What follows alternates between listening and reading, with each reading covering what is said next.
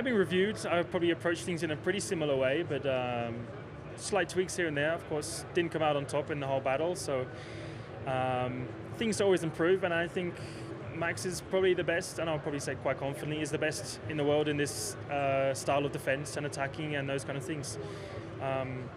So I'm going up against the best in the world, and therefore I got to be at his level. At the minute, I would say I'm not quite at the level I need to be at, and his level. Which is a shame to say, but it's probably the truth. And at the same time, it's an experience for me to learn and progress and try and do better. So it's still a good battle. I still really enjoyed everything that we did last weekend. It was still, a tough, exciting battle that we had on track.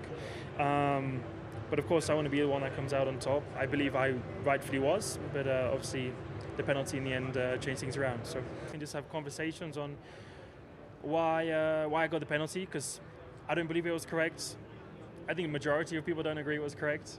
But that's life, and sometimes it doesn't go your way. But I think things just need to be clear for the future, and no matter how wide you run on the exit is incorrect, and I don't think that's how racing should be.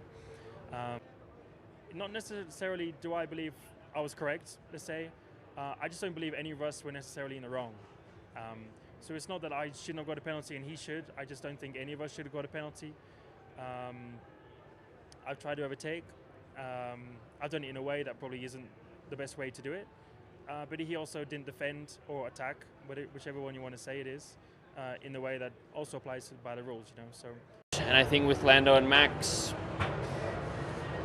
I think if Max stays on the track, then yes, it's fair. But I think when both cars go off the track, it's I think for me, you can't, either you need to give a penalty to both drivers or a penalty to neither of them, because Max has clearly gained an advantage by releasing the brake so he can stay ahead at the apex and then not made the corner. And Lando, would he have made that overtake anyway or not? We'll never know.